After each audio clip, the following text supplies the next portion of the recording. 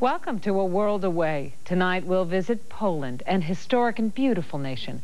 It has been in the forefront of the remarkable change that has swept Eastern Europe. Poland owes much of its heritage to its geography. Through the centuries and countless wars, its borders have shifted a number of times. In fact, they even disappeared altogether during one bleak period. So it's somewhat ironic that Poland's borders now are about the same as they were 800 years ago. Today, over 37 million people live within those borders, more than 1.5 million of them in the capital city of Warsaw.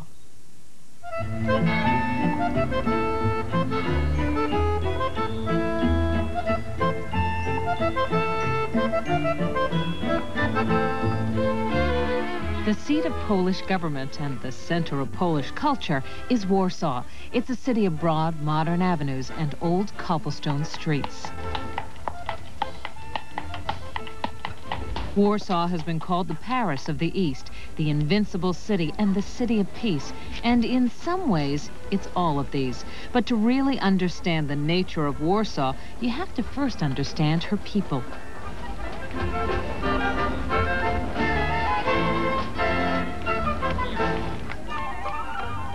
Even though half of her citizens were born after the Second World War, all Varsovians, as they're called, are proud of their city's rich history.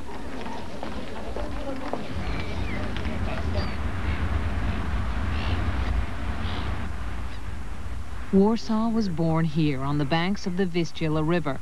Legend has it that a mermaid appeared to a fisherman named Wars and told him that a prosperous and beautiful town would arise on this very spot. Today, this symbol of Warsaw guards the city. It's a siren with a sword and a shield representing the city's motto, defying the storm. On August 1st, 1944, after nearly 5 years of occupation, the people of Warsaw began an heroic resistance against enemy forces. For 63 days and nights, they fought tanks and bombs with rifles and pistols. Hitler was outraged by this defiance and ordered the complete destruction of the city. Nazi demolition squads went about dynamiting and burning everything in sight.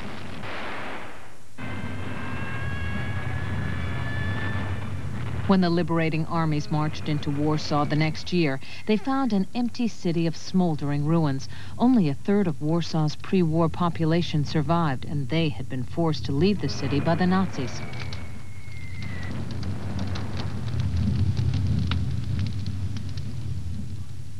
But like the proverbial phoenix rising from the ashes, the people of Warsaw immediately began to rebuild their city.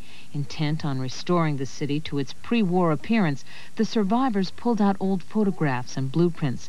Their most important points of reference were 18th century paintings by the Venetian artist Canaletto.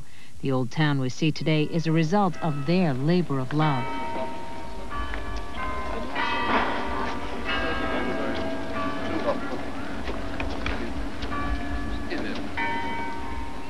Faithful reconstructions of buildings dating as far back as the Middle Ages once again line the streets near Market Square.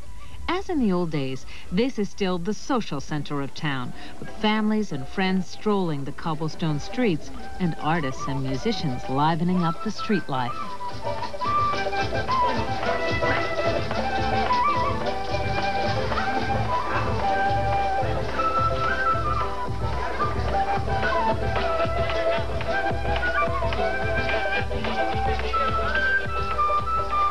The Barbican, the old city wall that once surrounded the town, are still visible today.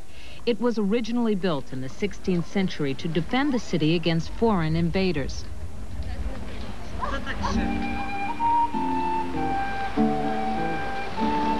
At the edge of Old Town in Castle Square, it's Warsaw's oldest monument. The statue of King Sigmund II Vasa sits at the top of a tall and slender column. Erected in 1644, it honors the king who transferred the seat of power from Krakow to Warsaw in 1586. King Sigmund set up house here at the royal castle. Most of the construction and later remodeling took place between the 14th and 18th centuries. Like nearly everything else in Warsaw, it too was destroyed by the Nazis during World War II. It took 25 years before its restoration could begin, and the work was financed entirely by private contributions. Throughout the centuries, it has been the home of kings and the site of historic events. It has welcomed dignitaries from around the world and today serves as a museum and a symbol of the Polish character. Bojanki Park is a favorite spot for families in Warsaw and is also the site of the charming Place on the Lake. This 18th century palace was the summer home for Stanisław August Poniatowski, the last of the Polish kings. It was built and decorated by the finest Polish artists of the period and is recognized as one of the best examples of Polish neoclassical architecture.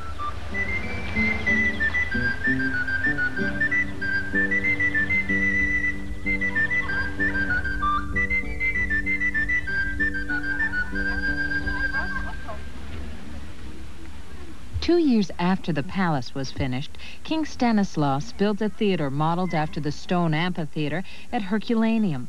With its stage situated on the water, the park's surroundings provide a natural backdrop for summertime performances.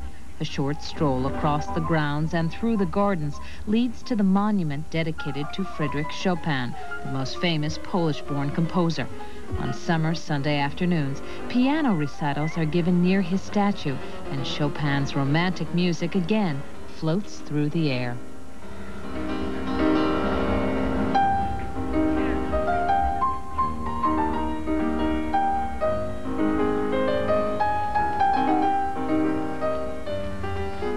Although Chopin grew up in Warsaw, he was actually born about 30 miles away in this house at Zalezowa Wola. Often in the summertime, he would come back to spend his holidays here. His last visit was in the summer of 1830 when he was 20 years old.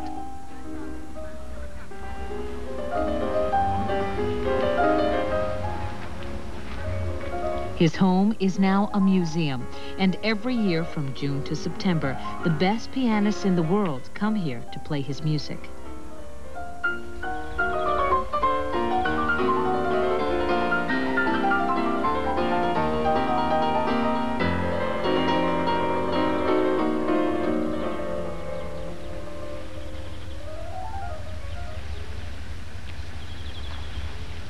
Six miles from the center of Warsaw is Pałac Wilanowski, or Wilanowski Palace.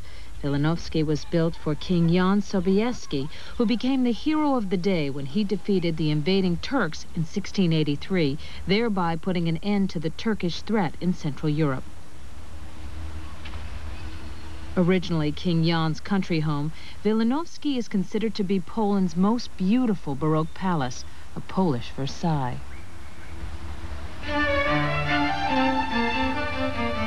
Later, residents in subsequent centuries added their own personal touches with gardens, statues, additions, and the like. But reminders of Sobieski and his great victory can still be seen today.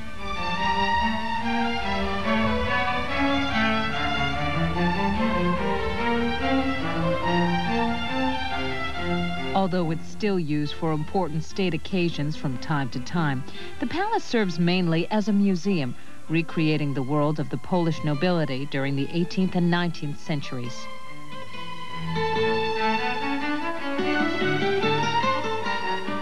King Jan wanted to encourage native artists and craftsmen, so he authorized a royal studio where they could work, and of course it also provided him with the skilled labor he needed to decorate his palace. Their craftsmanship is evident in every detail, from the windows and doors to the frescoes and painted ceilings.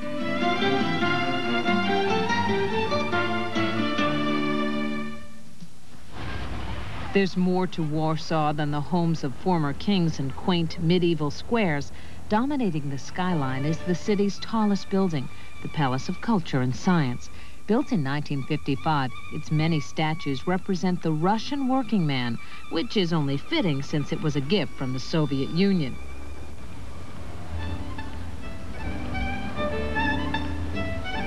Its 38 stories house scientific and cultural institutions, film and performance theaters, publishers, and restaurants. In Warsaw and all of Poland, restaurants are known for well-prepared, authentic, and inexpensive cuisine. The helpings are plentiful and the ingredients hearty and filling. Poland offers its visitors a taste of traditional, old-world cooking, as well as contemporary specialties. But it's definitely not a place to visit when you're on a diet.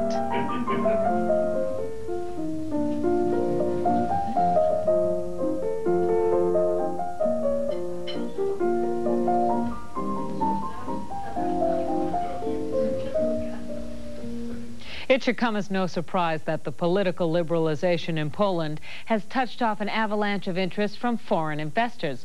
One developer wants to renovate the Palace of Culture and Science you just saw. A new Warsaw Marriott has already opened. Poland is getting a lot of attention from Western businesses because it's the largest potential market in Eastern Europe besides the Soviet Union, and there's plenty of cheap labor. When A World Away continues, we'll show you the buffalo at home on the Polish range.